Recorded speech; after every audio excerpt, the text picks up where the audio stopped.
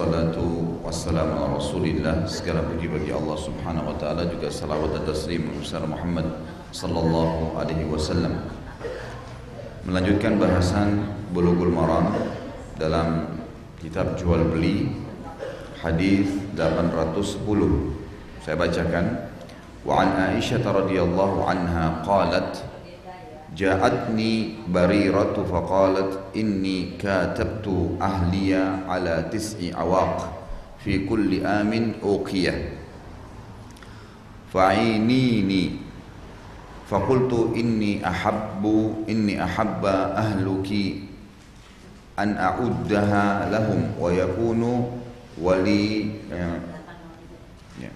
yakunu ولأوكي لي فعلت فذهبت بريرة إلى أهلها فقالت لهم فأبوا عليها فجاءت من عندهم ورسول الله صلى الله عليه وسلم جالس فقالت إني قد عرضت ذلك عليهم فأبوا إلا أن يكون الولاء لهم فسمع النبي صلى الله عليه وسلم فأخبرت عائشة النبي صلى الله عليه وسلم فقال خذيها واشتريتي لهم الولاء فإنما الولاء لمن أعتق ففعلت عائشة رضي الله عنها ثم قام رسول الله صلى الله عليه وسلم في الناس فحمد الله وأثنى عليه ثم قال أما بعد فما بال رجال يشترطون شروطا ليست في كتاب الله تعالى ما كان من شرط ليس في كتاب الله فهو باطل وإن كان 100 شرط قضاء الله أحق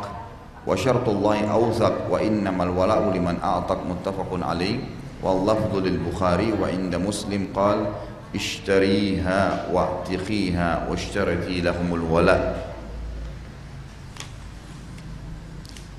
Aisyah radhiyallahu anha berkata, Barirah datang kepadaku.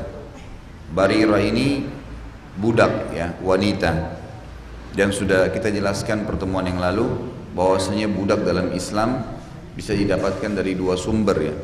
Bisa karena peperangan yang terjadi atau bisa karena dibeli di pasar budak, ya. Misal kalau pasukan Islam ketemu dengan pasukan kafir, kemudian pasukan Islam memenangkan peperangan, maka seluruh yang ada di pasukan itu menjadi ghanimah, namanya harta rampasan perang yang dibagi untuk mujahidin. Kalau perangkat-perangkatnya dibagi rata, kalau manusianya maka dimasukkan dalam hukum budak. Barirah datang kepadaku seraya berkata, aku telah bermukatabah. Mukatabah itu istilah yang digunakan kalau seorang budak ingin membebaskan diri dari keterbudakannya. Dia sepakat dengan tuannya untuk membayar bayaran tertentu. Misal, saya ingin bebas, dia bilang sama tuannya. Tuannya bilang bisa, tapi kamu harus bayar 100 juta rupiah. Maka pada saat itu budaknya bilang, baiklah, saya akan bayar per bulan 10 juta. Berarti dalam 10 bulan misalnya bebas si budak tadi. Ini namanya hukum mukatabah. Perjanjian antara seorang budak dengan majikannya bahwasanya budak tersebut akan merdeka bila dapat membayar sejumlah uang yang mereka sepakati. Dia bilang, Barirah datang kepadaku seraya berkata, aku telah bermukatabah dengan majikanku sebesar 9 uqiyah. Setiap tahun 1 uqiyah, maka tolonglah aku. Maksudnya Barirah minta tolong kepada Aisyah radhiyallahu anha untuk dibantu bayar. Aku berkata, Aisyah berkata, jika majikanmu bersedia, aku membayar kepadanya dengan syarat walaknya, harta warisan bagi memerdekakan budak nanti untukku, maka aku akan menolongmu. Perlu ditahu juga ibu-ibu sekalian, di dalam Islam kalau misalnya kita punya seorang budak lalu kita bebaskan, kita merdekakan, kita mengatakan saya bebaskan kamu dari keterbudakan, maka ada namanya hukum wala. Wala itu berarti dinisbatkan kepada orang yang membebaskannya, gitu kan? Seperti misalnya nanti Barirah ini dikatakan Barirah, yaitu maula Aisyah radhiyallahu anha, karena Aisyah yang bebaskan nantinya, jadi dinisbatkan kepada orang yang membebaskannya. Dan kalau budak itu meninggal, maka dia mendapatkan warisannya, ya, tuan itu yang mendapatkan warisannya. Dikatakan oleh Aisyah radhiyallahu anha, ya, maka aku akan menolongmu. Kemudian Barirah menghadap majikannya dan mengungkapkan hal tersebut, namun majikannya menolak. Ia datang lagi sewaktu Rasulullah SAW sedang duduk seraya berkata, Barirah kembali lagi kepada Aisyah menyampaikan, aku telah menyampaikan kepada mereka apa yang telah anda sampaikan tadi, bahwasanya dibayarin oleh Aisyah tapi nanti walaknya, ya wala itu berarti tadi ya penisbatan nama. Tetapi ia menolak, majikannya menolak kecuali jika wala itu tetap miliknya. Nabi SAW mendengar dan Aisyah memberitahukan hal tersebut kepada Nabi SAW, lalu beliau bersabda, ambillah dan berilah persyaratan wala itu kepadanya, sebab wala itu hanya bagi orang yang memerdekakannya. Jadi Nabi SAW bilang kepada Aisyah, bayarin aja, lunasin, tapi pembebasan budak ini dinisbatkan kepada kamu hai Aisyah, karena memang pembebasan itu bagi orang yang memerdekakannya. Jadi dalam Islam hukum lain tidak boleh kita menjual budak kemudian walaknya, ya artinya penisbatan nama kepada orang yang menjualnya. Kan tadi saya bilang, misal dikatakan ada seseorang bernama Ahmad, dia dalam keterbudakan, lalu saya milikin Ahmad ini, kemudian saya jual di pasar. Pada saat saya ambil nilainya 10 juta misalnya, kemudian diambil sama tuannya yang baru dan tuannya membebaskannya, berarti walaknya dinisbatkan nanti kepada tuan yang membebaskannya, bukan saya lagi, walaupun tadi saya pemiliknya karena sudah saya jual, gitu kan. Sekali lagi wala ini ya penisbatan nama nantinya, misalnya Ahmad dikatakan Maula Khalid, ya karena saya bebasin budak itu misalnya. Juga pada saat budak itu meninggal, maka warisan dia didapatkan oleh yang telah memerdekakannya tadi. Dikatakan sini lalu Aisyah melakukan hal tersebut. Kemudian Rasulullah SAW berdiri di hadapan orang-orang dan setelah memuji Allah dan menyanjungnya, beliau bersabda, amma ba'd. Ya, maksudnya ini setelah ini, ya biasanya begitu kalau ceramah. Mengapa ada orang-orang yang memberikan persyaratan yang tidak ada dalam Al-Quran? Maksudnya apa tadi? Si tuan yang mau menjual Barirah yang sepakat dengan mukatabah, tuannya, ada budak namanya Barirah, tuannya dia bilang, kalau kau mau bebas boleh dengan cara kamu membayar tadi 10 uqiyah, ya. Setiap tahunnya 1 uqiyah. Kemudian diberikan syarat walaknya, ya, penisbatannya kepada tuannya. Lalu dia melapor kepada Aisyah, wahai Aisyah tolong bayarin saya nih, kalau engkau bayarin saya yang 10 uqiyah maka saya akan bebas. Kata Aisyah radhiyallahu anha, baiklah boleh, tapi dengan syarat kalau saya bayarin kamu nanti walak kamu dinisbatkan kepada saya. Maka pergi ke tuannya nggak setuju, tuannya tetap mau walaupun sudah dibebasin, sudah dibayar, gitu kan, tetap walaknya ke dia. Nah ini tidak ada dalam Al-Quran nih. Nggak boleh orang kalau sudah jual budaknya kemudian dia mengambil lagi penisbatan walinya. Bisa ditangkap ya? Ya. Jadi di sini Nabi SAW akhirnya menegur karena si tuannya tadi salah hukum nih. Dia mau jual budaknya tapi tetap dia mau penisbatan budak ke dia. Gitu kan? Dia tetap mau penisbatan budak ke dia. Nah, kalau penisbatan budak itu seperti misalnya ada budak bernama Ahmad yang bebasin Muhammad, gitu kan? Maka nanti dibilang Ahmad Maula, ada istilah Maula Muhammad, gitu kan? Nah istilah Maula ini orang tahu, oh ini dulu budaknya si Muhammad nih. Dan kalau si budak meninggal warisannya jadi milik tuannya, gitu kan? Milik yang membebaskan, bukan tuannya lagi. Nah ini yang terjadi. Pada saat Barirah datang ke tuannya mengatakan Aisyah ingin bebasin saya Ummul Mukminin, tapi walaknya itu ke Aisyah karena Aisyah bayarin, tuannya nggak mau, enggak, kamu boleh bebas dibayar oleh Aisyah tapi tetap walaknya ke saya. Maka Nabi SAW menegur mengatakan, kenapa ada sebagian orang yang memberikan persyaratan yang tidak ada di dalam kitabullah Al-Quran. Maksudnya syarat tadi si tuan itu ya, dia mau tetap walaknya, ya penisbatannya kepada dia, padahal sudah dijual, sudah dibebasin budak itu. Ini juga pelajaran ibu-ibu sekalian, Nabi Muhammad SAW selalu kalau menegur mengingatkan orang, itu adabnya beliau tidak menyebutkan namanya. Tidak menyebutkan namanya. Beliau tahu siapa tuannya Barirah nih yang sedang ditegur. Tapi beliau cuma mengatakan, kenapa ya ada sebagian orang yang menerapkan syarat dalam transaksinya yang tidak ada dalam Al-Quran. Setiap syarat yang tidak tercantum dalam Al-Quran adalah batil atau batal maksudnya. Walaupun 100 syarat. Ketetapan Allah itu lebih hak dan syarat yang ditetapkan Allah itu lebih kuat dan wala itu hanya bagi orang yang memerdekakannya. Hadis muttafaqun alaih dan lafadznya menurut riwayat Bukhari, menurut riwayat Imam Muslim. Ini riwayat Imam Bukhari ya. Menurut riwayat Imam Muslim, belilah wahai Aisyah dan merdekakanlah serta berikan persyaratan wala kepadanya. Artinya kau akan menjadi wali. Yang kita bisa ambil pelajaran pertama dari hadis ini, ada hukum budak dalam Islam. Dan saya sudah bilang tadi sumbernya dari 2 peperangan dan dibeli dari pasar. Umumnya budak ini memang didapatkan dari peperangan.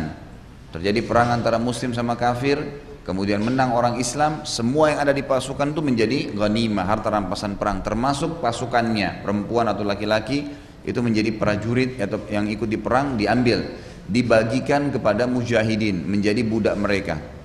Tentu di sini bukan cuma Islam ya, semua agama itu melakukan hal yang sama. Siapapun yang dikalahkan di medan perang dijadikan budak.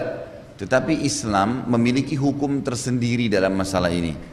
Seperti misal budak itu harus dididik, dimasukkan Islam, kemudian diperintahkan untuk dibebaskan ya. Jadi kita seperti misalnya orang yang berhubungan siang hari suami istri, dendahnya itu membebasin budak.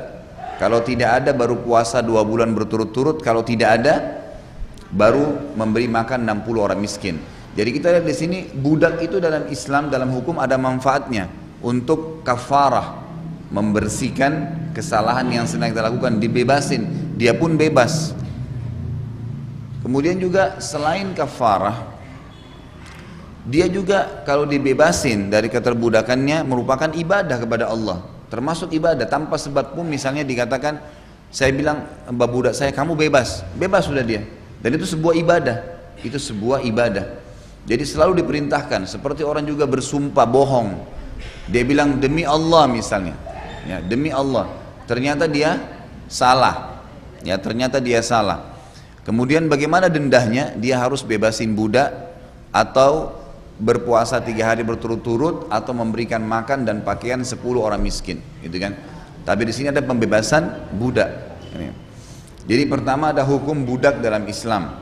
Dan budak ini bisa diperjualbelikan, serta juga ada hukum lain, budak ini bisa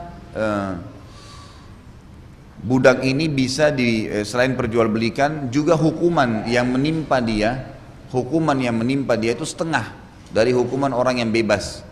Jadi kalau misalnya orang yang merdeka itu dicambuk 100 kali kalau berzina, kalau belum menikah, maka budak itu hanya 50 kali.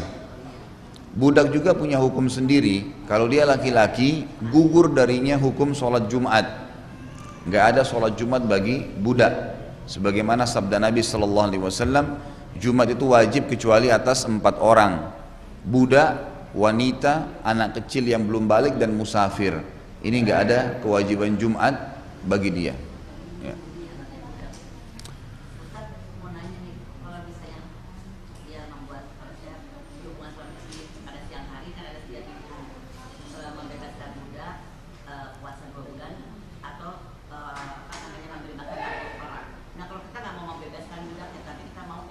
Nggak masalah. Ya. Jadi pelajaran pertama ada hukum budak dalam Islam, gitu kan? Tapi budak ini termasuk ya pahala pada saat membebaskannya, dan ada beberapa hukum tadi berhubungan dengan itu. Kemudian yang kedua yang diambil dari hadis ini ada namanya hukum mukatabah. Mukatabah itu seorang budak bisa juga bebasin dirinya dengan cara sepakat dengan tuannya, majikannya, pembayaran tertentu. Misal tadi saya kasih contoh 100 juta. Kalau kau bayar 100 juta kamu bebas misalnya. Kalau si budak bilang, baik saya akan bekerja di satu tempat, saya akan bayar per bulannya 10 juta. Berarti 10 bulan bebas, merdeka. Ini namanya mukatabah. Ya, dia bayar, kemudian dia bebas. Gitu. Dia bebas. Kemudian juga pelajaran yang lain yang bisa diambil di sini nomor 3 adalah siapapun yang memerdekakan budak, maka penisbatan wala kepada dia. Apa itu wala? Dinisbatin seperti dikatakan tadi maula. Ya. Maula, ya, artinya dia dulu bekas budaknya si fulan atau dia dimerdekakan oleh si fulan. Dan hukum lain wala ini adalah kalau budaknya meninggal diwariskan oleh atau diwarisi oleh siapa yang membebaskannya tadi, siapa yang membebaskannya. Kemudian pelajaran yang berhubungan dengan transaksi jual beli kita yang paling penting dari semua ini adalah yang keempat, manfaat bisa diambil dari hadis ini, tidak boleh orang transaksi jual beli menerapkan syarat-syarat ya yang tidak ada dalam kitabullah, tidak ada dalam Al-Quran, kan itu, tidak ada dalam kitab Al-Quran. Seperti misalnya tadi Allah sudah bilang, Nabi SAW sudah bilang, kalau seandainya seseorang mau dinisbatkan wali kepada dia dari budak yang dia beli, itu dia harus bebasin dulu. Ini syaratnya Allah. Ternyata majikannya Barirah buat syarat yang lain, enggak. Walaupun Aisyah bayar, tetap kamu ternisbatkan ke saya. Artinya kalau budaknya mati, dia sudah dapat double nih tuannya Barirah. Dia dapat pembayaran tadi 10 uqiyah itu, plus lagi kalau budaknya mati nanti Barirah dia dapat warisannya. Padahal dia sudah jual. Karena mukatabah itu sama saja dijual kan, dicicil oleh budaknya. Gitu. Ini tidak boleh ada syarat yang tidak ada dalam kitabullah. Termasuk di sini syarat-syarat ribawi. Ya, syarat-syarat ribawi tidak boleh, dianggap batal semuanya. Tidak sah, gitu kan? Kamu pinjam uang saya 10 juta, kamu kembalikan ya 12 juta. Itu syarat yang batal, nggak boleh. Syarat yang haram. Saya beli baju dari kamu. Setelah seminggu saya beli, kalau saya tidak cocok saya kembalikan. Nggak boleh syaratnya. Merugikan pihak, gharar namanya. Merugikan salah satu dari dua pihak, gitu kan?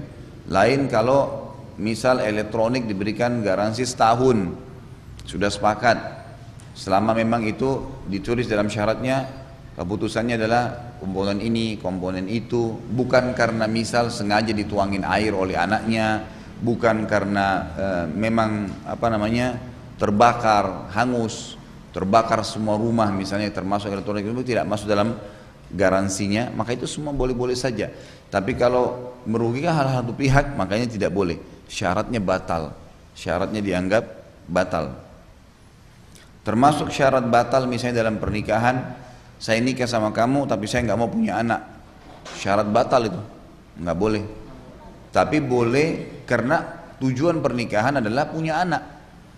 Nah kalau misalnya saya kasih syarat ya kita nikah tapi 2 tahun pertama jangan punya anak dulu, itu nggak apa-apa. Tapi bukan menghilangkan sama sekali. Tapi kalau dia bilang saya tidak mau punya anak dari kamu, ini tidak bisa, batal. Pernikahannya pun nggak boleh dilangsungkan. Karena ini syarat bertolak belakang dengan hukum Allah Subhanahu Wa Taala. Jadi tidak dibolehkan. Makanya di sini sabda Nabi Sallallahu Alaihi Wasallam, kenapa ya ada sebagian orang yang menerapkan syarat dalam transaksi mereka yang tidak ada dalam kitab Allah atau Al-Quran. Kemudian juga termasuk pelajaran yang kita bisa ambil di sini adalah adab Nabi Shallallahu Alaihi Wasallam dalam mengingatkan orang. Jadi salah satu hal yang sangat luar biasa, Nabi Shallallahu Alaihi Wasallam itu tidak pernah menghardik secara langsung namanya orang. Banyak sekali kasus ya. Ini contoh satu. Jadi tuannya Barirah, beliau tahu siapa namanya. Dan orang itu salah. Tapi Nabi Shallallahu Alaihi Wasallam bilang, kenapa ya ada orang yang menerapkan syarat yang tidak ada dalam kitabnya Allah? Dia tidak sebut namanya. Pernah juga sekali ada orang ditugaskan oleh Nabi SAW mengumpulkan zakat. Ini sudah kita sebutin di bab zakat yang lalu ya. Dia ditugaskan oleh Nabi SAW mengumpulin zakat, lalu dia keliling kumpulin zakat. Setelah tiba di Madinah dia bilang, ini zakat kalian. Terus dikeluarin lagi uang sebagian, dia bilang ini uang yang saya dikasih. Rupanya dia hitung-hitung nih dari uang itu. Ada kesalahan di sini. Lalu Nabi SAW naik di mimbar setelah tahmid dan salawat, beliau mengatakan, kenapa ada orang yang saya tugaskan? Beliau tidak sebut namanya. Kenapa ada orang yang saya tugaskan mengumpulkan zakat lalu dia bilang ini zakat kalian dan ini yang saya diberikan. Kalau memang ada yang dia mau diberikan, kenapa dia nggak tunggu di rumahnya saja, nanti datang sendiri pemberian orang itu, kenapa harus pada saat ngumpulin zakat? Tapi begitulah cara Nabi SAW mengingatkan orang dengan adab, dengan tata krama. Ada juga dalam hadis lain dikatakan ada sekelompok sahabat itu karena rumahnya jauh dari Masjid Nabawi, mereka kalau Jumat nggak sholat, sholatnya duhur.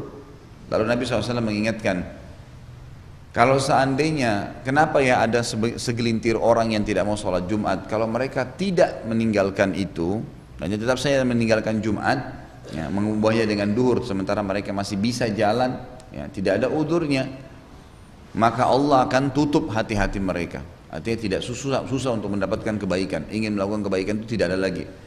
Begitulah termasuk adab Nabi SAW dalam mengingatkan.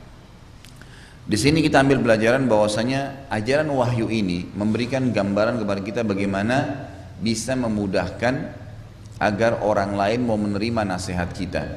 Jadi ternyata nasihat itu disampaikan dengan tata krama juga. Biasanya orang-orang Arab itu mengatakan al-kalamu laki wasma'i ya jarah.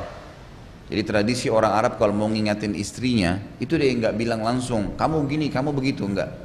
Dia bilang kenapa ya? Ada orang yang melakukan perbuatan seperti ini. Bukankah dia tahu bahwasanya itu melanggar hukum Allah? Jadi dengan adab, sehingga pasangannya pun tahu kalau memang yang dimaksud adalah dia. Ya, jadi seakan-akan wahai istri tetangga, dengarkanlah, ya kan itu. Perkataan untukmu, tapi teguran untuk istri tetangga. Perkataan tertuju untukmu, tapi kesannya menegur istri tetangga, gitu. Itu dalam pepatah bahasa Arab ya terjemahannya. Seperti itulah adab yang diajarkan secara syar'i, dan ternyata kalau kita tidak sebutin kesalahan orang itu lebih mudah membuat dia menerima. Ini pelajaran yang diambil dari hadis 810.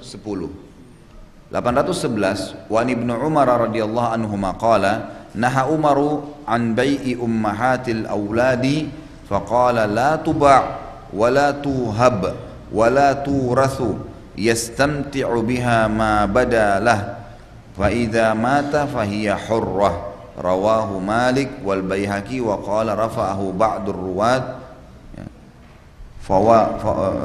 apa ini rafa'ahu ba'dur ruwat fawahim ya fawahima. Ibnu Umar radhiyallahu anhu berkata, Umar melarang menjual budak-budak yang memiliki anak dari hasil dengan majikannya.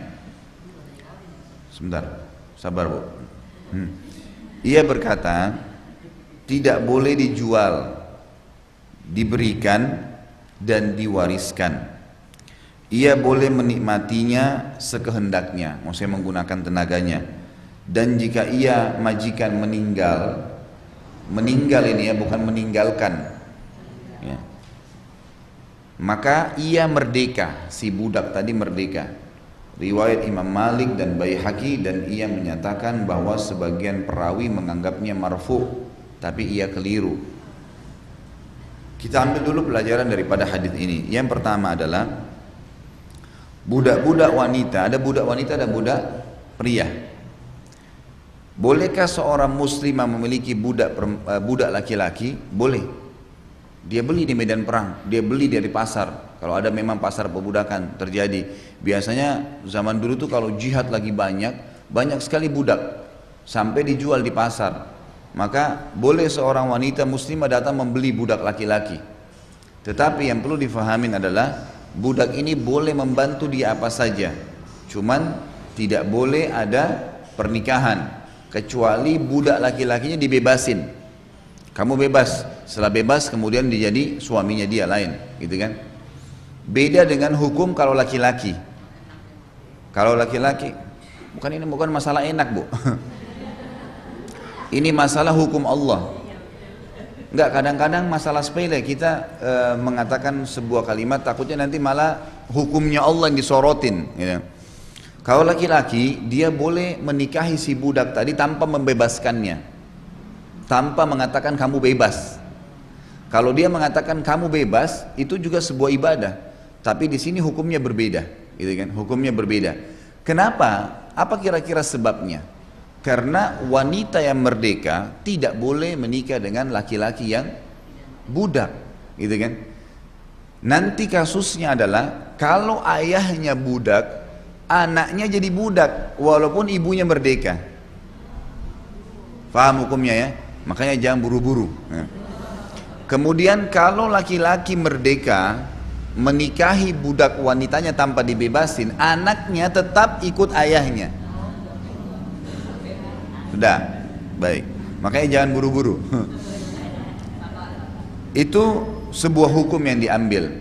Nah, kalau seandainya ada seorang budak wanita sudah punya anak, gitu kan? Sudah punya anak. Maka wanita ini ada hukum sendiri kata Umar. Dia tidak boleh lagi dijual. Tidak boleh dijual. Misal, kan dalam Islam boleh budak nikah sama budak.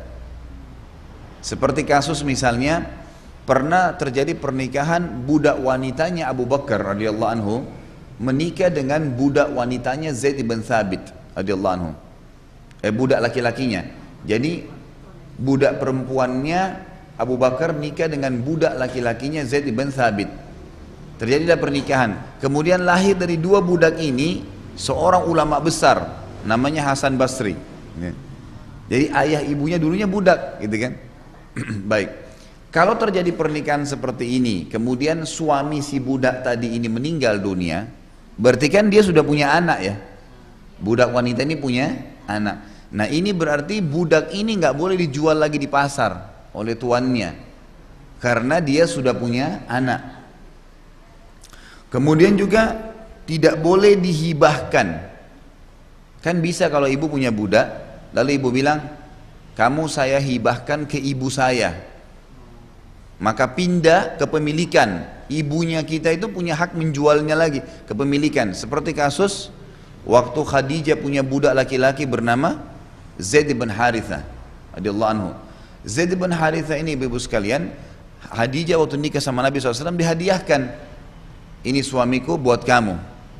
Maka Zaid bin Harithah menjadi budak Nabi Muhammad SAW. Lalu Nabi bebasin, kamu bebas.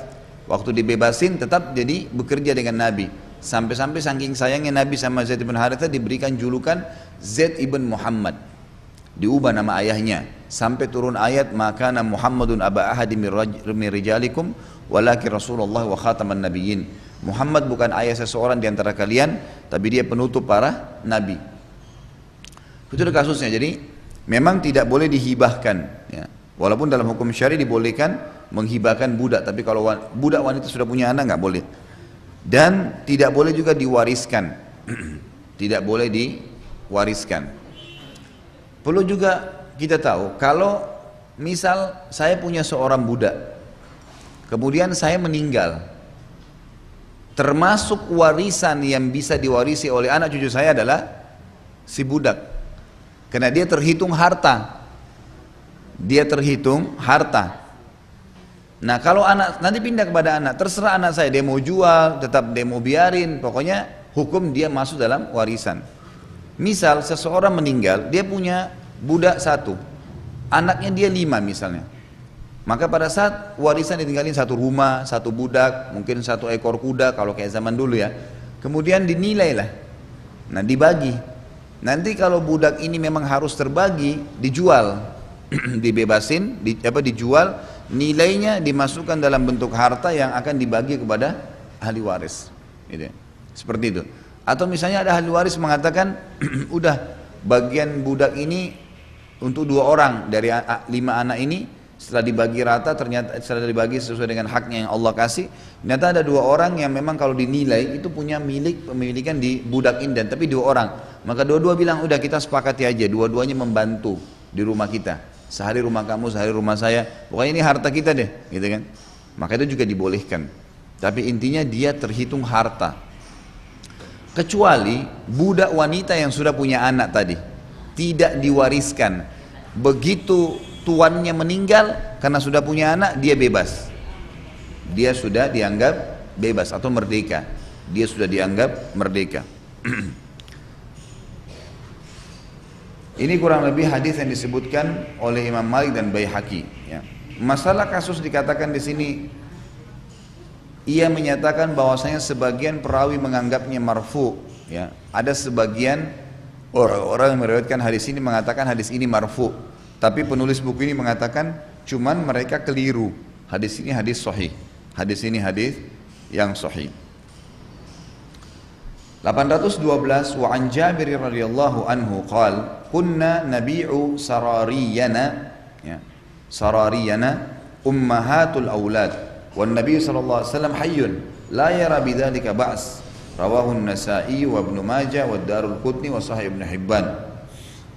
Jabir berkata radhiyallahu anhu, kami biasa menjual budak-budak wanita kami, ibu dari anak-anak, dan Nabi SAW masih hidup, beliau tidak mempermasalahkannya. Riwayat Nasai, Ibnu Majah dan Darul-Qutni, hadis sahih menurut Ibnu Hibban. Di sini ulama coba mempertemukan antara hadis ini sama hadis sebelumnya, karena kesannya kayak kontroversi, ya. Kesannya kontroversi. Kenapa kok Umar melarang, tapi di zaman Nabi kesannya dia, ya, dibolehkan. Maka ulama mengatakan di sini Umar radhiyallahu anhu kemungkinan memiliki riwayat yang lain yang dia ambil dari Nabi sallallahu alaihi wasallam, bahwasanya budak wanita itu tidak boleh dijual, tidak boleh diwariskan. Kemudian ulama mengatakan kalaupun mau dipertemukan keduanya, maka bisa dipertemukan di kalimat yang tadi dibilang, kami menjual, di hadis 812, kami menjual budak-budak wanita kami yang sudah punya anak. Tapi di sini kasusnya adalah masalah penjualan, ya, penjualan saja. Di hadis tadi yang sebelumnya itu penjualan, pemberian, ya, dan mewariskannya. Berarti di sini dipertemukan saja di masalah penjualannya. Kesimpulan dari keduanya adalah ulama memang memiliki dua pendapat tentang bolehkah menjual budak yang sudah punya anak, gitu kan. Pendapat pertama mengatakan sesuai dengan hadis Umar 811 tidak dibolehkan, ya, tidak dibolehkan, dan pendapat yang kedua mengatakan dibolehkan. Allahu alam. Dan di sini ulama simpulkan dari keduanya dilihat keadaannya. Kalau memang seseorang misalnya punya kafarah, dia punya sesuatu yang harus dibebasin budak, dia nggak punya harta lain kecuali budak yang sudah, wanita yang sudah punya anak tadi, maka dia boleh bebasin sesuai dengan hadis 812. Tapi kalau dia masih punya harta yang lain yang dia bisa, ya, berikan, dia bayarkan sebagai denda daripada, ya, pelanggaran dia, kafarah tadi misalnya berhubungan biologis suami istri siang hari Ramadan. Misal, kan bisa misalnya gini, dalam Islam kalau seseorang berhubungan suami istri siang hari Ramadan, dia harus bebasin budak, atau dia puasa 2 bulan untuk memberikan makan 60 orang miskin. Dia nggak punya budak, tapi dia punya duit. Dia ke pasar, ada budak dijual, dibeli sama dia, lalu kemudian dibebasin. Walaupun dia tidak punya budak, gitu kan. Dia boleh saja, sebagaimana orang kalau punya hewan kurban, dia boleh membeli hewan kemudian langsung dikurbanin. Boleh juga seperti yang sahabat sering kerjain, mereka punya peternakan, diambil saja dari peternakan dia untuk disembelih. Nah, seperti itu gambarannya.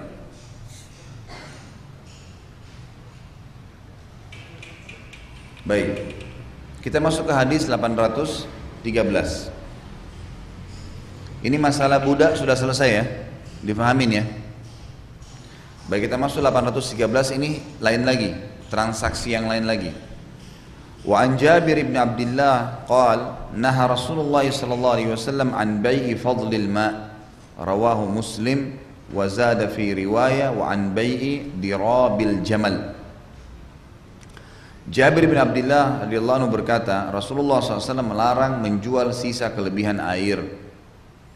Riwayat Muslim, dalam suatu riwayat ia menambahkan dan mengupahkan persetubuhan unta jantan.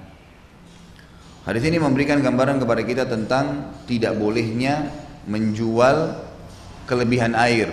Maksudnya kelebihan air ini, misal masjid ini punya keran air, kemudian memang umumnya dipakai untuk jemaah. Ada orang sengaja mengambil air dijual sama dia dari sini, itu nggak boleh. Karena air ini dasarnya memang sudah difasilitasi untuk umum. dia nggak boleh mengambil kelebihan air yang tidak dipakai untuk wudhu dijual, gitu kan? Itu tidak boleh, karena memang ini dianggap fasilitas umum. Lain kalau kayak orang jual air mineral, itu lain. Memang dia mengeluarkan investasi dana, dia perbaiki, memang ditingkatkan kualitasnya, disaring, itu beda, bukan itu yang dimaksud. Tapi seperti tadilah, kurang lebih memang sudah merupakan fasilitas umum kemudian ya diambil. Juga di sini dikatakan dilarang mengambil upah dari persebuan unta jantan. Jadi zaman dulu juga orang yang beternak unta biasanya dia punya unta betina banyak, gitu kan? Mungkin ada 100 ekor, unta jantannya cuma 1 atau 2 ekor. Dia butuh unta jantan yang lain untuk menggauli unta betinanya supaya punya banyak keturunan. Maka dia menyewa unta jantan lain untuk dimasukkan ke peternakan dia supaya menggauli unta-unta betinanya. Nah ini upahnya nggak boleh nih dalam Islam, tidak dibolehkan. Jadi seperti membeli spermanya, gitu kan? Maka ini tidak dibolehkan, sebagaimana tadi tidak dibolehkan untuk menjual kelebihan air. Ini itu. Kemudian hadis 814, wa Ibnu Umar radhiyallahu anhu qala naha Rasulullah sallallahu alaihi wasallam an aslil fahl, rawahu al-Bukhari. Ibnu Umar berkata radhiyallahu anhu bahwasanya Rasulullah SAW melarang mengupahkan persetubuhan binatang jantan, riwayat Imam Bukhari. Hadis 814 lebih umum. Lebih umum. Misal ayam jantan, kambing jantan, tetap saja semua hukumnya sama. Tidak dibolehkan, gitu kan? Jadi kalau misalnya saya butuh dengan kambing jantan, ya dibeli. Atau memang kalau orang itu pun punya jantan, dia cuma sekedar memberikan saja, jadi cuma meminjamkan saja, tidak ada upah, nggak boleh dibayar di sini. Enggak, itu lain lagi, enggak masuk dalam bab itu. Dia tidak boleh memberikan syarat itu, Bu. Jadi dalam Islam kalau dia punya jantan, unta jantan misalnya, temannya tidak punya unta jantan, lalu dia pinjamkan unta jantannya untuk menggauli unta betina tadi, itu yang boleh dalam Islam. Tapi tidak boleh memberikan syarat, nggak boleh bilang nanti anaknya punya saya ya, misalnya. Nggak boleh, gitu nggak ada dalam Islam. Jadi memang betul-betul murni dia hanya memberikan, karena memang dasarnya unta ini punya potensi dari Allah untuk itu, gitu kan? Dia nggak punya hak untuk menjualnya. Mengambil upah dari situ ya, mengambil upah. Ini beda, ini kan karena berhubungan dengan masalah pembibitan tadi. Beda kalau seseorang menyewakan untanya untuk ditunggangin, kayak kita sewain mobil, itu lain. Itu lain, gitu kan? Seperti itu gambarannya. Diriwayatkan oleh Imam Bukhari. Di sini bisa dilihat footnote nomor 1. Asab al-fahl adalah sperma jantan. Baik kuda, unta maupun yang lainnya. Istilah ini berarti pula mengadu ke jantan. Sama kasus manusia ya. Sperma laki-laki lain dimasukin ke perempuan. Itu semua sama. Kurang lebih gambarannya begitu. Jadi tidak dibolehkan. Yang dilarang dengan hadis ini adalah mengambil upah dari penggagahannya dengan kata yang terakhir ini. Satu pendapat menyatakan bahwasanya asabul fahl adalah upahnya. Sehingga tidak ada kata yang terbuang dari hadis tersebut karena meminjamkan pejantan itu dianjurkan. Boleh kita meminjamkan tapi tidak boleh mengambil upahnya. Iya. Jadi tidak boleh mengambil upahnya. Jadi dalam Islam begini loh Bu, jangan semuanya dinilai dengan duit. Masalahnya itu. Ada keluarga kita datang nih, butuh sekali mobil. Ya udah kamu sewa di mobil saya. Jadi tidak boleh semuanya dinilai uang. Ada saatnya di mana kita berbuat baik pada orang. Seperti itulah gambarannya, gitu kan? Jadi mesti kita pinjamin aja, nggak masalah. Jangan semuanya dinilai dengan uang. Gitu. Baik 815. Wa anhu anna Rasulullah sallallahu alaihi wasallam naha an bai'i habalil habalati wa kana bai'an baita'uhu ahlul jahiliyah. Kana rajulu Kana rajulu yabta'ul jazura ila an tuntajan naqa thumma tuntajul lati fi badniha, muttafaqun alaihi wa lafdhu lil Bukhari. Dan dia, maksudnya sahabat yang sama ya tadi, Ibnu Umar radhiyallahu anhu mengatakan bahwasanya Rasulullah SAW melarang menjual belikan hewan yang akan dikandung oleh hewan yang masih dalam kandungannya. Hewan yang akan dikandung oleh hewan yang masih dalam kandungan. Jadi nggak boleh jual sapi yang masih di perut ibunya, gitu kan? Kalau dia jual, ya sapinya semua. Jangan orang bilang, kamu saya jual sapi ini tapi lagi hamil loh, anaknya juga nilainya sekian. Jadi satu harga saja. Jangan dipisahin karena si anak nggak dihitung, bisa saja mati kan keluar, kita nggak tahu. Ini adalah jual beli yang dilakukan oleh masyarakat jahiliyah, yaitu seseorang membeli unta yang akan dibayar nanti bila ia melahirkan. Kemudian anak yang masih berada dalam perutnya juga melahirkan, muttafaqun alaih atau dilahirkan ya. Lafaz terakhir itu begini, dan anak yang masih berada dalam perutnya juga dilahirkan. Ya, itu jadi melahirkan dihapus ya. Ikuti nggak ini? Ibu-ibu ini mesti bahasain tentang neraka, surga, baru serius nih. Kalau transaksi Buddha, pada ngobrol, pada gini. Tapi ini hukum agama bu. Kan minta saya kajian kitab. Nah ini kajian kitabnya nih.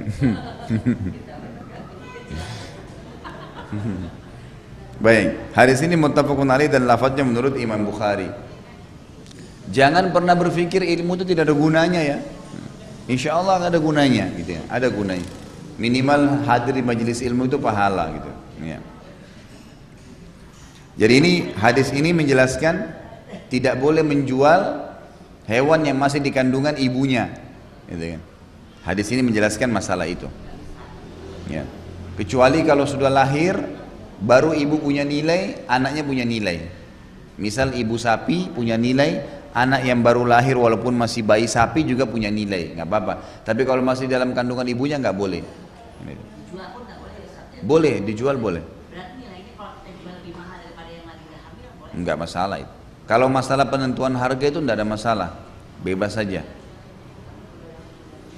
Kecuali kalau misal produk itu sudah ditentukan oleh perusahaannya. Misal kita menjadi dealer produk tertentu nih. Perusahaannya bilang, kamu jual harga sekian ya, nanti kamu saya kasih diskon 10%. Nah berarti dia tidak boleh jual lebih itu. Karena syarat kan tadi, syaratnya kamu harus jual begini loh. Nanti kamu dapat keuntungan dari diskon, dia nggak boleh naikin. Kecuali kalau dia bilang, saya mau naikin 10% lagi ya, saya dapat 10% juga diskonnya. Yang punya bilang nggak apa-apa, ya nggak ada masalah. Tapi kalau nggak boleh, karena itu nanti akan mengganggu pemasaran daripada produk dia. Itu nggak boleh. Nanti akan ada beberapa syarat yang berhubungan dengan masalah transaksi ini. Kemudian dikatakan juga hadis 816 wa anhu, masih Abdullah bin Umar radhiyallahu anhuma.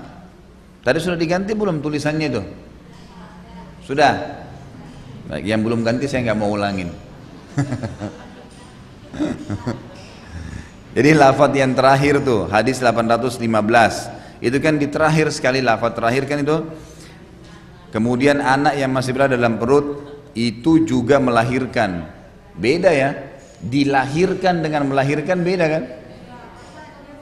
Kalau melahirkan berarti ditunggu bayinya besar, kawin, kemudian punya anak, baru boleh dijual. Jadi itu diganti dengan dilahirkan.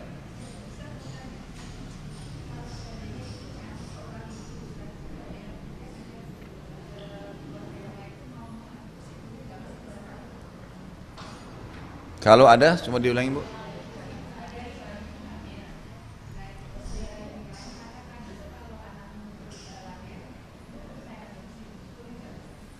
Dipelihara gitu, boleh saja, nggak masalah. Sebagaimana Nabi SAW dulu kan pernah dititipin, gitu kan? Selama 2 tahun pertama di Halimah Sa'diyah, kemudian Halimah datang lagi mohon kepada Aminah, tolong biarinlah di tempat kami, sampai Nabi umur 6 tahun baru diambil tuh. Iya. Jadi, tetap nggak boleh, itu lain lagi babnya. Nisbatnya tetap ke ayahnya, nggak boleh dihapus. Nama si anak Ahmad, nama ayahnya Muhammad. Yang mengadopsi Yusuf, nggak boleh pindah ke Yusuf, nggak boleh Ahmad bin Yusuf, nggak boleh. Ya pernah sekali ada orang bertanya pada saya, ternyata dia kaya raya suami istri kan, cuma nggak punya anak, pengen sekali punya anak, berapa kali ikhtiar nggak pernah, Allah belum kasih lah. Akhirnya sebelum dia meninggal, semoga Allah maafkan gitu, nggak tahu gimana caranya, kemudian dia dapat anak. Ada anak rupanya, ada seorang ibu nggak ngerti, saya ceritanya sih simpang siur. Ibu itu rupanya butuh duit, anaknya dijual, diambil di pinggir jalan transaksi, diambil dikasih duit, diambil dari taksi dipindahin. Ibunya nggak tahu lagi siapa nih anak nih, udah pergi, gitu kan? Yang terima pun itu hanya perantara, nggak tahu anaknya dikasih ke siapa. Lalu kemudian yang menerima anak ini itu telepon ke saya nggak tahu kasusnya, nanti setelah meninggal Allah yarham baru saya tahu beritanya. Ternyata tadinya begitu kasusnya, kemudian si laki-laki yang bernama saya, Ustadz saya punya anak angkat, boleh nggak namanya saya ganti ke nama saya karena saya ingin ada pewaris saya. Saya bilang nggak boleh, nggak boleh. Anak itu pun kalau kita mau adopsi tadi atau kita ambil dari rumah anak yatim dari mana, harus tahu siapa ayahnya, nggak boleh, tahu orang tuanya siapa. Terus kemudian kita nggak boleh putus antara dia dengan orang tuanya. Ternyata dia enggak, karena masih bayi, diubah nama, akte lahirnya, nama anak itu dikasih nama, kemudian dinisbatkan ke dia. Sampai meninggal. Nah ini pelanggaran, sudah saya ingatin, tidak boleh, tapi ternyata tetap dilakukan, subhanallah. Itu nggak boleh, karena menghilangkan nasabnya si laki anak itu nanti. Kalau kita mau memberikan sesuatu karena tidak ada pewaris misalnya, angkat sebagai anak angkat, nanti dihibahkan ke dia boleh. Saya hibahkan misalnya rumah saya yang di sini, ya, diurus sama dia, buat dia, itu lain, tidak masalah. Sedangkan anak kandung aja nggak bisa mewarisi semuanya kok, gitu kan? Masih tetap harus ada pembagian, apalagi anak angkat. Tapi dalam Islam boleh, cuma tidak boleh dihapus penisbatannya. Kalau punya anak perempuan, Ustaz, misalnya gini, kita nemu anak ke jalan itu nggak boleh diambil sama kita, karena kita nggak tahu bapak ibunya. Terusnya anak itu perempuan mau kawin, Boleh, diambil boleh. Kalau misalnya kita temukan anak di jalanan tidak jelas statusnya, jadi kita khawatir nanti dia berbahaya, kita ambil, lalu kita besarkan, boleh. Tapi nisbatnya bukan ke nama suaminya ibu, nggak boleh. Nisbatnya begini, jadi di Saudi itu agak rapi ya. Di Saudi itu ada lembaga dibentuk oleh kerajaan Saudi, khusus kantor mengurus yang begini nih. Kalau ada anak hasil zina, ada anak tergeletak di jalan, tidak tahu siapa orang tuanya, ini tidak jelas ya, maka ini diambil oleh kerajaan Saudi, dimasukkan di dalam satu asrama, perempuan-perempuan, laki-laki, terus ada pegawainya, digaji sama kerajaan. Nanti mereka dididik dengan agama, hafal Quran, mereka sampai besar, dan kerajaan mengurus terus sampai menikah, sampai pernikahan. Nah, bagaimana caranya? Dinisbatkan kepada salah satu dari nama-nama Allah. Misal dikatakan Aisyah dikasih nama misalnya, atau si A binti Abdullah. Abdullah siapa ya? Hamba Allah. Bukan Abdullah betul, bukan nama Abdullah ayah, bukan. Atau anak Abdurrahman, anak Abdur Rauf, yang penting namanya nisbatnya kepada Allah. Nah biasanya di Saudi, untuk supaya jelas kalau anak ini ya memang betul-betul tadi cuma dikasih penisbatan nama, itu dijadikan julukan nama kotanya. Seperti misalnya kalau dari Mekah dikatakan Makki, dari Madinah Madani, gitu kan, dinisbatkan gitu. Jadi disebutkan terakhirnya. Nah mereka itu sampai menikah. Ada orang-orang yang memang asalnya keturunan. Nanti ada wali hakim, pemerintah, wali pemerintah. Jadi kalau kita seperti di KUA itu wali hakim, memang ada wali pemerintahnya. Tapi yang jelas begitu caranya mengatur secara syar'i, gitu kan? Dan itu kalau Saudi rapi sekali, karena sampai pernikahannya pun di follow up, siapa yang mau nikahin nih. Lalu dijelasin kalau ini tadinya begini ini. Itu kan supaya jelas. Kamu tetap mau nikah mau. Kadang-kadang juga di antara mereka ada yang menikah, dibiayai oleh kerajaan. Itu sampai mereka sekolahnya berhasil pun dipekerjakan, pokoknya sampai seperti itu dia terdaftar. Ustaz, kalau misalnya dia ambil, dan dia sekarang bukan pemerintah, punya kita sendiri kita ambil. Nah waktu dia mau menikah, boleh nggak yang orang tua angkat ini? Nggak bisa. Itu apa dong Ustaz? KUA, wali hakim, pemerintah. Jadi wali hakim, sama kasusnya instansi atau individu, tetap kalau dia mau menikah wali hakim. Semua orang wanita yang tidak jelas statusnya, tidak jelas walinya, maka wali hakim. Hakimnya ada. Termasuk sedang juga kalau wanita yang tidak ada lagi keluarganya, sudah meninggal semua, ayahnya nggak ada, adiknya nggak ada, dia nggak punya anak laki-laki, nggak ada yang bisa jadi wali, pindah ke wali hakim, ya. Jadi pemerintah sudah siapin itu. Kalau ada walinya di Ustaz, tapi si perempuan berani menikah sendiri gitu, terusnya dia dilarang sama keluarganya, nah dia pakai wali hakim juga. Nggak, itu dilihat udurnya. Kalau walinya dia, ayahnya si wanita ini atau siapa saja walinya, adiknya kah, kakaknya laki-laki, pamannya kah, ternyata mereka memang menolak pernikahan itu, tidak ada udzur syar'i. Misal yang melamar laki-laki baik-baik, agamanya sudah bagus, tolokannya itu kan adalah agama dan akhlak ya. Kalau ini dua-duanya ada pada laki-laki itu, kemudian keluarganya nolak hanya karena miskin misalnya, hanya karena dianggap tidak cocok lah dengan keluarga, padahal sebenarnya orangnya beragama, maka ini berarti dia punya udzur syar'i untuk boleh menikah dengan wali hakim, sah pernikahannya. Kalau misalnya keluarga Tapi tidak suka karena mau jadi istri kedua bagaimana?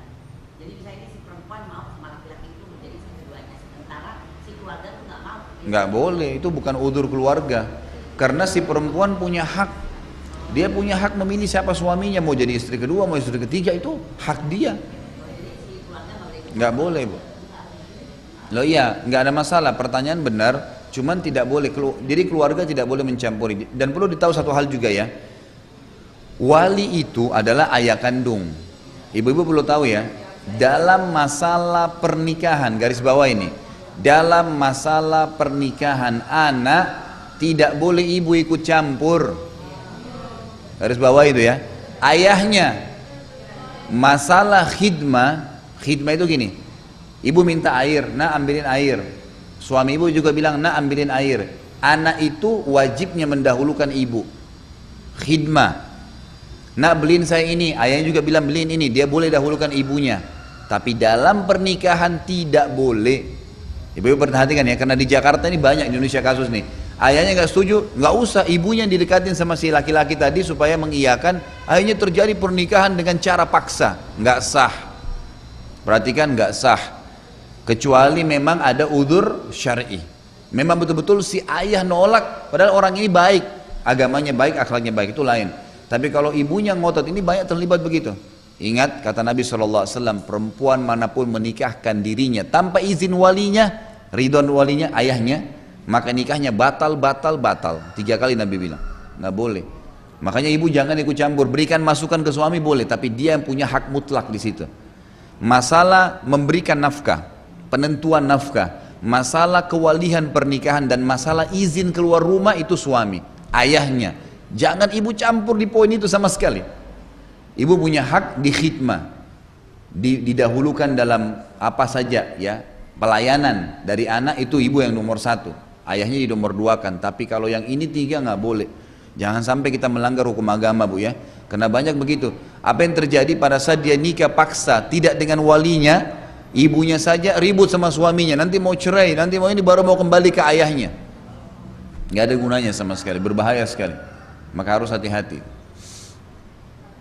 Sudah? Kalau gini, apa namanya nih, si perempuan itu karena tahu dari keluarga, bapaknya udah meninggal, tapi dia punya kakak laki, tapi dia anak perempuan. Dia tahu, dia anak perempuan ini tahu bahwa ini keluarganya semua tidak menyetujui, tapi belum dia minta izin bahwa dia mau menikah. Dia nikah sendiri, diam-diam. Itu sah nggak kawinnya? Enggak. Nggak sah. Nggak sah. Dia harus menyampaikan kepada walinya. Kalau ayah meninggal, pindah ke saudaranya, saudara kandungnya dia dulu. Kalau saudara kandungnya nggak ada, baru pindah ke pamannya, paman ayah dulu ya, keluar saudara ayah. Kalau tidak ada, baru saudara ibu. Iya, semua boleh, nggak ada masalah. Pokoknya makin tidak ada ya. Kalau sudah tidak ada, kalau masih ada, berhenti di situ. Misal dia punya adik, dia punya kakak, dia sampaikan, saya mau nikah, pertimbangannya karena saya suka, karena begini, karena begitu, karena begini. Baik, kalau si walinya bilang kamu akan jadi wali saya, baik saya setuju, ya udah, nggak masalah. Tapi kalau dia bilang saya nggak setuju karena saya nggak suka orangnya, tapi orang ini beragama loh, begini, dia nggak mau, mungkin karena si adik ini ada masalah dengan si laki-laki tadi, maka berarti sudah ada udzur syar'i. Dia nolak bukan dengan alasan yang benar, boleh pindah ke wali hakim. Tapi kalau belum nanya keluarganya tiba-tiba nikah, dari mana sahnya? Dia masih punya wali. Bu, gini ya, fahami satu poin. Wali bagi perempuan itu sebenarnya secara syar'i itu untuk memberikan kekuatan bagi perempuan, menunjukkan kepada calon suami, nih saya punya laki-laki juga nih, jangan macem-macem. Begitu maksudnya wali itu sebenarnya. Jadi si laki-laki ini tidak macam-macam. Kalau dia tahu tidak ada walinya lalu menikah, dia ceraikan kapan saja, siapa yang dia segani? Nggak ada. Itu fungsi daripada wali, makanya jangan nikah tanpa wali. Wali itu fungsinya ada, luar biasa sebenarnya manfaatnya gitu kan, untuk kebaikan maslahat si wanita. Makanya jangan terkurung. Juga sama satu hal, dalam pernikahan tidak cukup rasa suka. Perlu digarisbawahi ya, ada orang karena sudah suka, sudah cinta, kemudian main jalan saja, tidak mau tahu, nggak bisa. Ingat, yang jadi pasangan kita, sekali tetes sperma laki-laki, sudah cukup menjadi anak. Anak ini sudah ternisbatkan ke dia selamanya. Salah milih ayah, salah terus penisbatan seumur hidup. Dia dan anak turunnya semua. Berbahaya sekali. Salah pilih ibu, status sperma masuk jadi anak, dia jadi ibunya selamanya. Nggak boleh sembarangan nih. Makanya kata Nabi SAW, takhayyaru linutafikum, pilih tempat kalian taruh benih kalian. Nggak boleh sembarangan. Benar-benar seorang ibu yang salihah, benar-benar seorang ayah yang saleh, karena nanti pasti interaksi dengan anak. Berapa banyak ibu-ibu pengajian pernah bilang sama saya, Ustaz, saya ajar anak saya gini, anak gini, tapi suami saya ajarin yang lain. Coba kira-kira apa yang saya mau jawab? Sudah clear ibu dari awal nikahnya, nyarinya orang yang nggak mau sholat. Jadi kalau anaknya disuruh sholat sama ibunya, lalu ayahnya bilang jangan, diajak ke mall, ya wajar lah. Oh, memang dari awal orangnya begitu, nggak mau sholat, gimana caranya? Kenapa nggak cari orang yang azan ke masjid? Banyak hamba Allah, nyarinya enggak, nanya tiap malam di karaoke, tiap malam tempat bar. Jadi begitulah anak-anak kita diajar, berbahaya sekali. Makanya jangan hanya karena suka dan kecenderungan, fikir jangka panjangnya. Kalau menikah itu ada konsekuensi, bukan cuma masalah suka atau biologis, tapi ada kewajiban nafkah, pendidikan, gitu kan? Itu luar biasa. Banyak orang menikah hanya karena suka secara fisik, ternyata setelah nikah suaminya kasar, suka mukul, gitu kan? Banyak terjadi. Kasus kemarin saya waktu diundang tur dakwah ke Australia begitu. Banyak kasus ibu-ibu di sana nikah sama orang asing, hanya karena ini bule, ini itu. Ternyata kasusnya apa? Bangga di depan teman-temannya, tapi di belakang babak belur. Loh iya benar. Digebukin lah, tidak dihormatin lah, disuruh berbuat hal-hal yang tidak masuk di akal, dalam agama dilarang, gitu kan? Baik dalam masalah biologisnya, baik dalam masalah ini, masalah itu, semua jadi kacau. Untuk apa? Untuk supaya teman kita mengatakan, oh kamu hebat ya nikah sama bule. Bu, pujian itu, pujian orang hanya sepanjang lidahnya. Kamu cantik ya, selesai. Cuma sepanjang lidahnya itu. Kamu hebat ya, cuma sepanjang lidahnya. Jangan itu yang kita perebutkan. Setelah dia pergi, pergilah dia bersama pujiannya. Nanti ketemu lagi baru dipuji lagi. Sepanjang lidah lagi. Apa yang mau diambil? Nggak boleh. Kita harus punya prinsip dasar dalam hidup kita. Yang saya rasa cocok, maka saya tentukan. Dan ingat, prinsip itu dasarnya adalah bendera di atas kepala kita, Islam. Agama kita simbolnya. Mau makan, mau minum, mau bergaul, mau menikah, mau ekonomi, mau politik, Islam bolehin nggak? Boleh, jalanin. Tidak, jangan. Pasti ini simbol, ini bendera ini dari Allah. Pasti benar. Nggak mungkin tidak. Maka ikutin itu, pasti kita akan aman. Beranjak dari begini, sebentar loh. Saya ingin mengajarkan ibu-ibu untuk menunjukkan prinsip dulu. Saya misal masuk ke rumah makan sama teman-teman saya. Rumah makan itu terkenal dengan nasi gorengnya. Kemudian begitu masuk, kok tiba-tiba saya pengen mie goreng ya, misal. Teman-teman semua ayo makan nasi goreng sini enak. Tapi hati kita pengen sekali mie goreng. Ya udah tunjukin prinsip, saya mau pesan mie goreng. Kenapa gini-gini? Kayak lagi pengen sih. Nanti lain kali saya makan nasi goreng. Mereka goda apapun, enggak, saya mau mie goreng, enggak apa-apa. Ini sederhana contoh ya, mulai dari makanan. Orang yang begini punya prinsip, tanpa dia harus menghina orang lain ya. Nanti dia enggak mudah goyah itu bu. Nggak mudah pelimplang. Nanti kalau orang lurus dia lurus, orang kalau nakal nakal, nggak bisa. Karena nggak punya prinsip, nggak bisa. Harus punya prinsip. Apa yang baik untuk kita, maslahatnya, gitu kan? Maka itu juga simbolnya adalah agama tadi, nggak boleh terbawa arus, berbahaya ini. Nanti kita akan belimplang.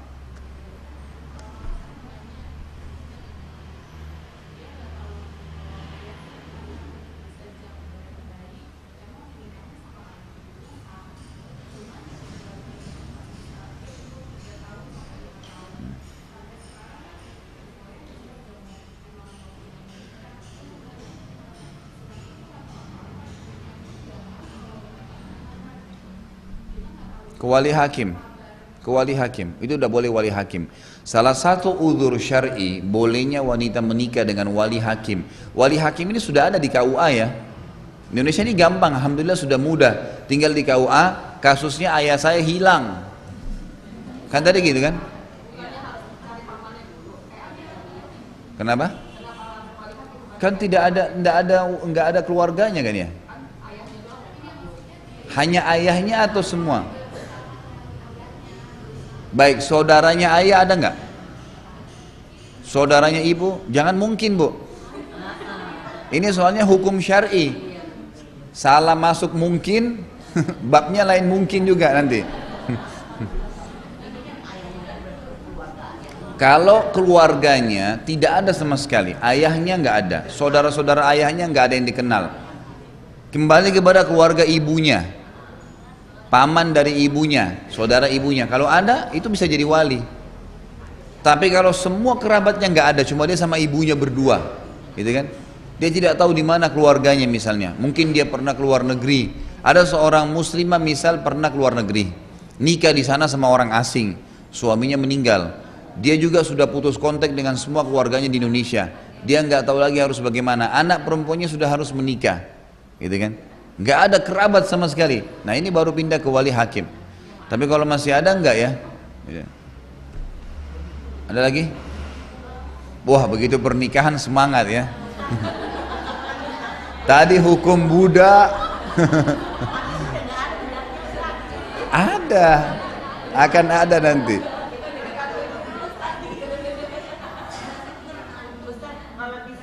Sebentar bu, lagi ada yang bertanya, maaf. Iya. Ada anak, kenapa?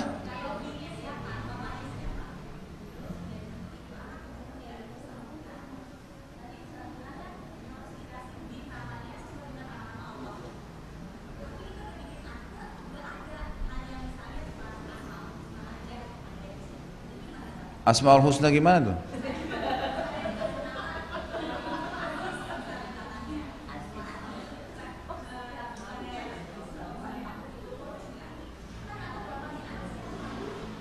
Enggak, kalau secara hukum syar'i dinisbatkan ke nama Allah.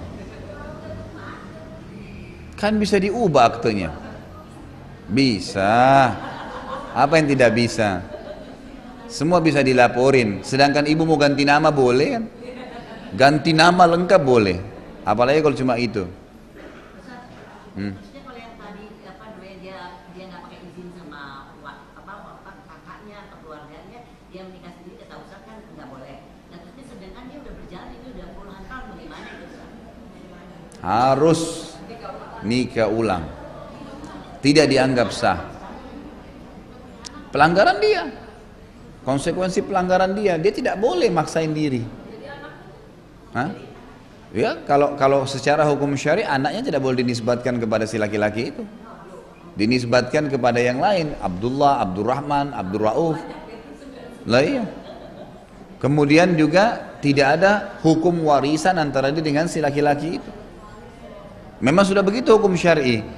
Jadi kita kalau bicara masalah hukum syar'i nggak boleh bicara perasaan ya, karena begini, hukum agama ini satu kali diterapin itu untuk semua manusia. Ngerti nggak?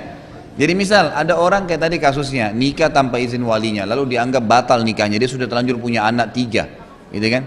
Kesian Ustadz begini, nggak bisa kesian, karena kasusnya kalau kita buka buat dia, kita melanggar hukum Allah yang sudah ada dan berlaku untuk semua manusia nanti. Lebih baik memang hukum syar'i diterapkan pada orang ini tidak sah nikahmu loh. Kamu nggak boleh. harus kamu nikah lagi. Diberhentikan pada saat itu. Memang yang di korban ada anak-anak dia, tapi hanya 3 orang tadi misalnya, dibandingkan dengan seluruh umat ini jadi korban. Nah, seluruh umat ini jadi korban, maka sebaiknya memang hukum syariah yang diterapin. Oh biar selama masih bernafas. Nenek-nenek pun masih harus nikah.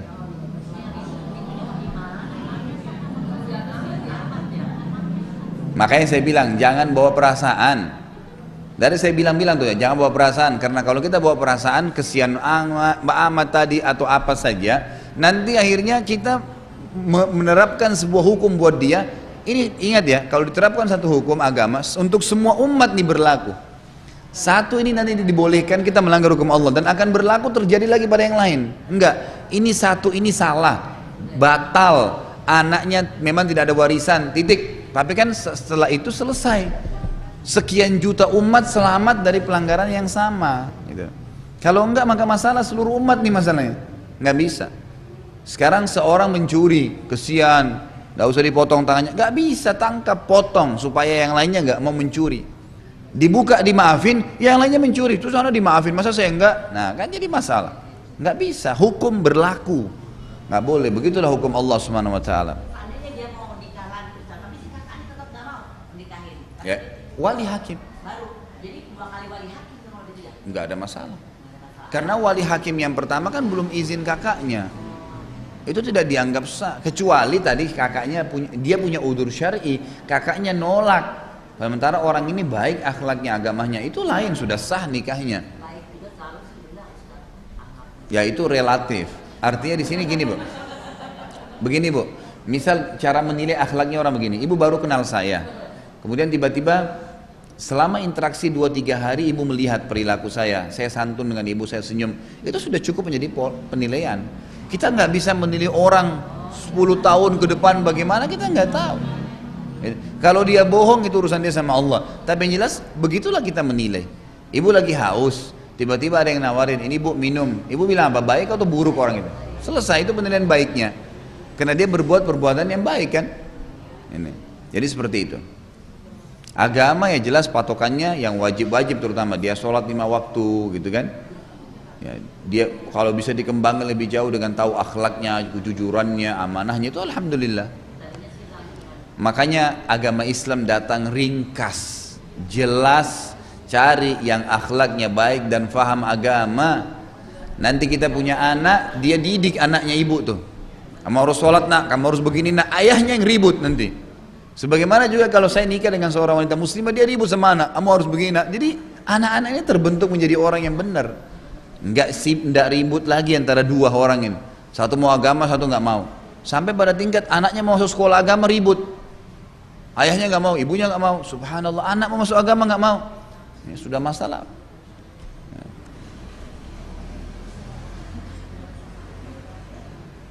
Kalau ayahnya pindah agama, nisbatnya tetap aja nggak berubah nisbat.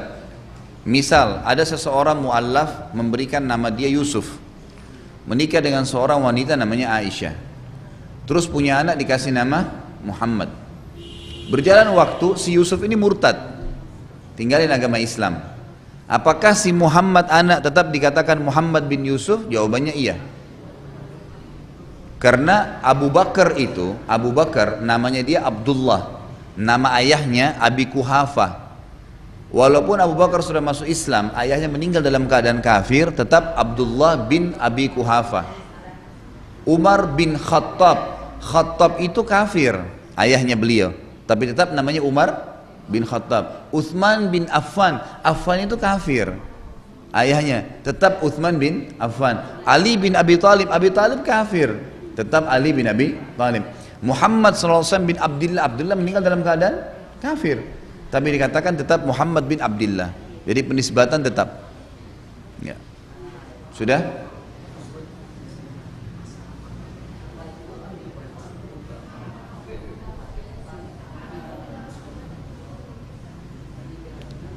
Mau berkurban terus atas nama orang yang sudah meninggal terus ya. Jadi masalah berkurban untuk keluarga yang sudah meninggal masih khilaf di antara ulama, boleh atau tidaknya. Ada pendapat pertama yang mengatakan tidak boleh lagi berkurban untuk orang yang sudah meninggal, ada yang mengatakan boleh. Yang mengatakan tidak boleh itu karena mereka bilang tidak ada hadis yang menjelaskan tentang bolehnya berkurban untuk orang mati, gitu kan? Yang mengatakan boleh mengambil dari umumnya lafaz waktu Nabi SAW menyembelih seekor kambing, beliau mengatakan ini untukku dan keluargaku serta umatku yang belum menyembelih. Kan gitu. Lafaz hadis ini yang memberikan penjelasan bahwasanya Nabi menyembelih satu ekor domba itu untuk beliau, keluarganya dan umatnya yang belum menyembelih.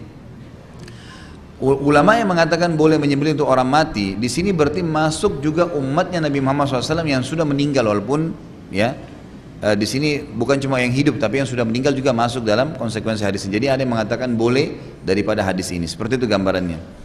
Baik, pertanyaannya sekarang, kalau seorang anak mau nyembelih untuk ayahnya yang sudah meninggal, kalau kita berpegang pada pendapat kedua berarti dibolehkan, gitu kan? Kemudian apakah dia juga tetap harus berkurban, gitu ya? Satu ekor lagi berarti 2 ekor, gitu kan? Jawabannya iya. Jawabannya iya. Iya. Kalau dia tidak mampu kecuali satu, gitu kan? Maka dia kurban untuk dirinya sendiri. Gak usah kurban buat orang tuanya. Dalam hal ibadah kita harus mendahulukan diri kita ya. Dalam hal ibadah dahulukan diri kita. Kecuali kalau memang kita sudah mengerjakannya, itu lain.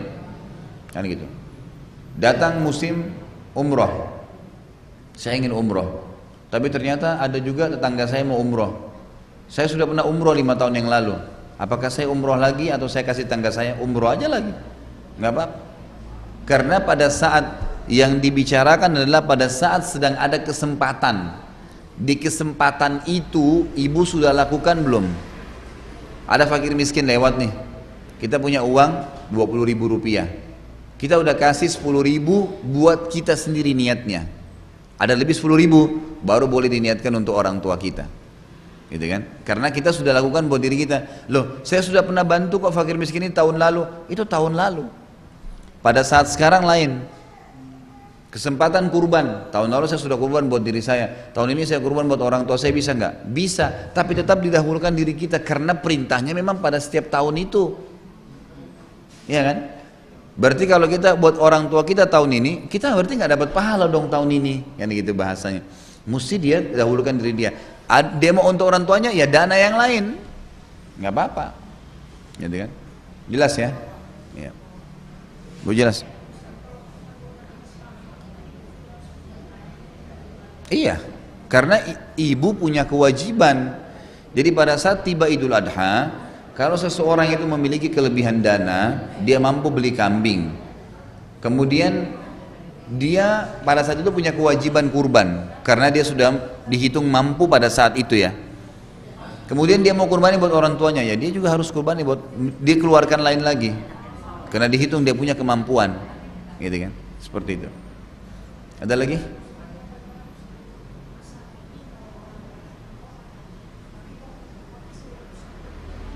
Hasil umroh dan haji dari hasil deposito.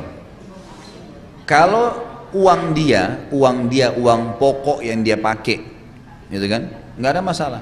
Tapi kalau dia pakai dari bunga bank, nggak boleh, karena riba.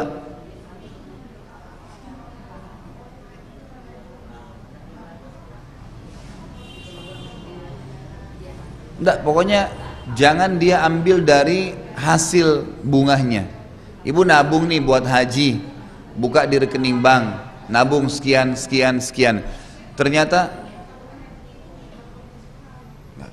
itu sebaiknya jangan. Kalau dia paksain di bank konvensional nanti berarti ada konsekuensi itu kan. Baik, makanya saya jelasin, ibu jangan cut dulu. Sekarang pada saat saya nabung di bank konvensional untuk haji, saya nabung terus. Terkumpullah untuk pergi haji tapi kurang 10 juta. Ternyata uang yang saya tabung selama ini ada bunganya 10 juta. Gitu kan?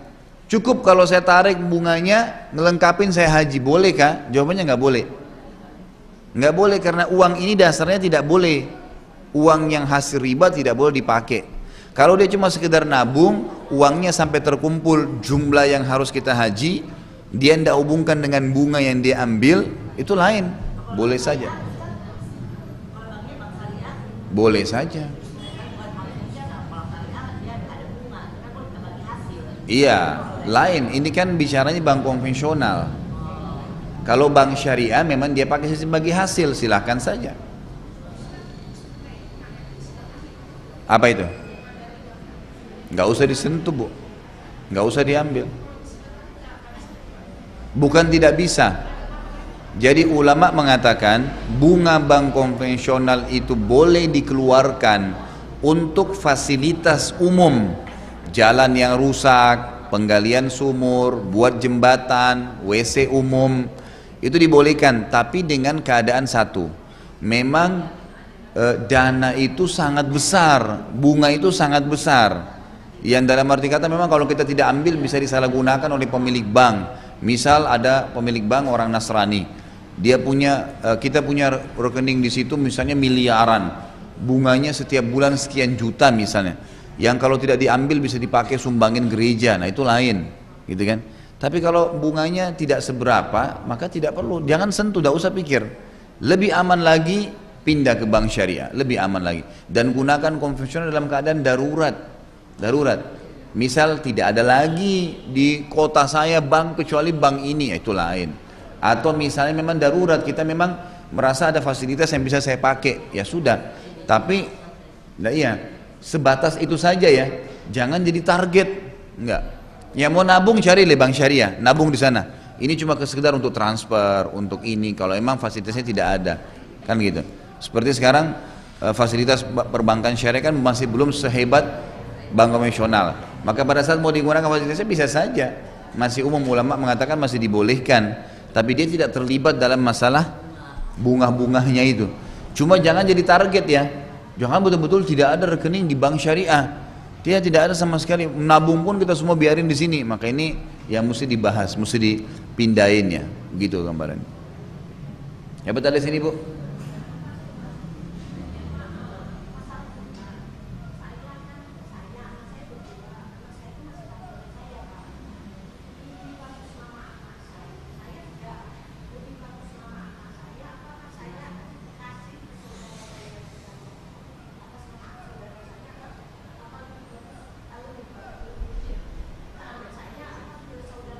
Ya ke anaknya ibu lah, jelas ke anak yang terdekat,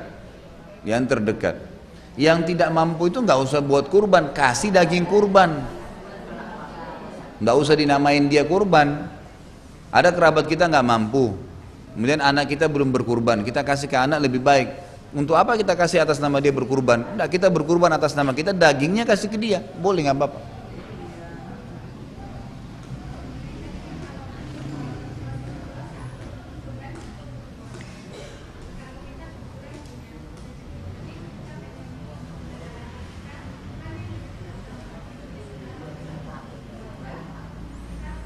Baik, pertanyaannya tadi Rasulullah SAW dikatakan dalam riwayat berkurban dengan 1 ekor domba untuk dia, keluarganya dan umatnya belum berkurban. Saya punya kelebihan dana, mana lebih baik? Saya kurbankan masing-masing gitu kan? Saya, anak saya sendiri, suami saya sendiri, atau seperti Rasulullah kerjakan tadi? Perlu ibu tahu dulu, yang Rasulullah SAW kerjakan dari 1 ekor domba disembelih untuk semua, itu kata ulama untuk menunjukkan bolehnya dikerjakan seperti itu bagi orang yang tidak mampu. Kenapa?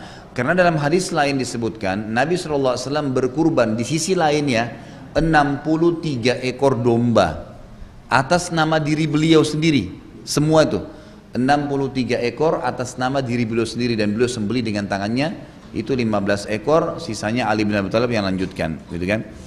Berarti di sini afdalnya adalah masing-masing sendiri, gitu kan.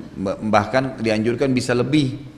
Saya waktu khutbah tahun lalu kalau nggak salah sebelum Idul Adha di sini Al-Musyawarah ada khutbah Jumat, betul ada satu rupanya yang hadir di situ dengarin khutbah saya. Kalau Rasulullah SAW berkurban dengan 65 ekor domba, gitu.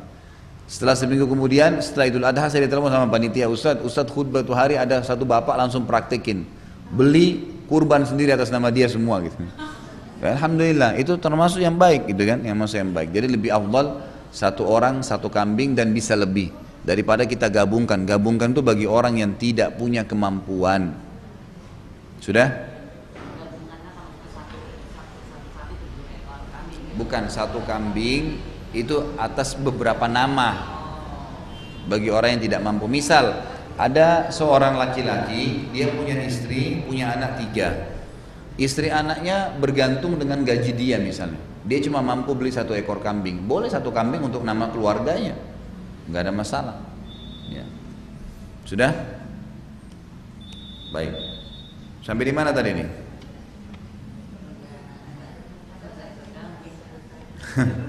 816 tadi ya. Baik, kita tutup dengan 816. Wa anhu radhiyallahu anhu anna Rasulullah sallallahu alaihi wasallam naha an bai'il wala'i wa an hibatihi, muttafaqun alaih. Dari dia, maksudnya juga Abdullah bin Umar radhiyallahu anhu, bahwasanya Rasulullah SAW melarang jual beli wala dan menghadiahkannya. Wala tadi itu loh, kalau budak diwalakan ya. Jadi misal begini, saya punya budak, saya bebasin, maka kan dikatakan misal namanya Ahmad, maka Ahmad maula Khalid, kan ada maulahnya ya. Apa fungsinya maula ini? Supaya orang tahu dia bekas budak saya merdekakan. Kalau budak saya meninggal, saya dapat warisannya kan. Nah, kewalian ini, kewala ini nggak boleh dijual. Paham ya? Jangan sampai saya bilang kepada teman saya Yusuf, nih, ini kan budak saya ada nih. Nanti kalau dia meninggal saya dapat warisannya karena saya walinya, saya walaknya gitu kan. Maka saya jual walaknya ke kamu deh. Nggak boleh, walaknya nggak boleh. Budaknya boleh. Budak boleh, tapi budak sebelum dibebasin ya. Kalau dibebasin sudah ada walaknya, udah nggak boleh lagi. Karena istilah wala itu didapatkan kalau sudah dibebasin ya. Ya. Seperti itu. Jadi ini hadis 816 menjelaskan tidak boleh dijual tadi walaknya itu ya. Ya. Baik, sampai sini ya, sudah jam 10. Maka 816 kita tutup, insya Allah kita lanjutkan dengan 817 pada pertemuan yang akan datang, insya Allah. Baik, kembali saya ingatkan ibu-ibu, kalau ada yang mau ikut berkurban, insya Allah dengan yayasan saya seperti biasa, itu dengan 1,7 ya, 1,7 untuk kambing atau domba. Kalau untuk sapi maka bisa diokin ya, untuk 7 orang itu dengan 2 juta per orang. 2 juta berarti dikali 7 ya, itu untuk seekor sapi. Insya Allah ini mudah-mudahan bisa diaplikasikan dalam waktu dekat. Kemudian juga masih saya mengajak ibu-ibu untuk ikut wakaf di Tanah Makassar, masih terbuka yang 100.000 per meter persegi. Itu sudah tinggal kurang lebih ya, kalau nggak salah sekarang mungkin kurang 600 jutaan dari 1,6 ya. Kemudian juga masalah dispenser untuk masjid, itu juga masih saya ajak dengan 1,6 juta untuk 1 dispenser. Siapa tahu ada yang mau berminat, itu juga bisa ikut ya. Mungkin begitu dulu, kalau ada benar dari Allah, kalau ada salah dari saya mohon dimaafkan. Subhanakallahumma bihamdika asyhadu an la ilaha illa anta astaghfiruka wa atubu ilaik. Wassalamualaikum warahmatullahi wabarakatuh. Udah kafaratul majlis, enggak boleh. Sesungguhnya di antara dosa-dosa yang yang tidak bisa dihapus dengan pahala sholat, sedekah dan haji, namun hanya bisa ditebus dengan apa ini? Kesusah payahan dalam mencari nafkah. Riwayat Tabarani. Saya nggak tahu nih. Saya belum tahu kesahihannya. Nanti coba saya cariin ya. Insya Allah mudah-mudahan. Saya cari.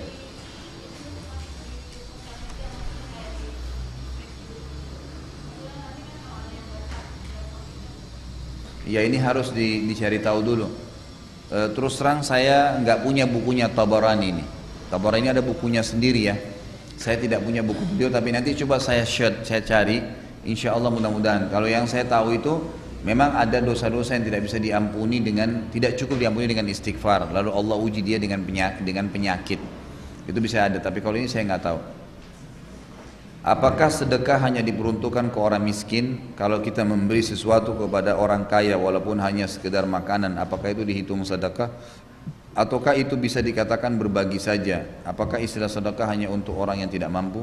Enggak, semuanya. Sedekah itu orang kaya pun dikasih makan sedekah. Enggak ada urusannya itu. Bahkan kata Nabi SAW, bertakbir sedekah, bertahlil sedekah, bertahmid sedekah, menyuruh kepada kebaikan sedekah, melarang dari kemungkaran sedekah. Engkau ya mengangkatkan barang temanmu ke kendaraannya, Ya teman kita bawa kresek nih. Ibu-ibu tenang dulu. Ini mau dijelasin kan? Jadi kalau ibu misalnya ada teman bawa kresek, kemudian ibu bilang sini saya bantuin naikin ke mobilnya, itu sedekah. Semua itu, ya. Kemudian jadi bukan cuma sekedar memberi makan atau minum, apa saja yang kita lakukan, maka itu termasuk sedekah. Ya, masuk dalam masalah pahala sedekah. Jadi umum, kaya atau miskin sama saja, nggak ada masalah. Ya. Baik, kafaratul majlis ya, subhanakallahumma bihamdika asyhadu an la ilaha illa anta astaghfiruka wa atubu ilaik. Assalamualaikum warahmatullahi wabarakatuh.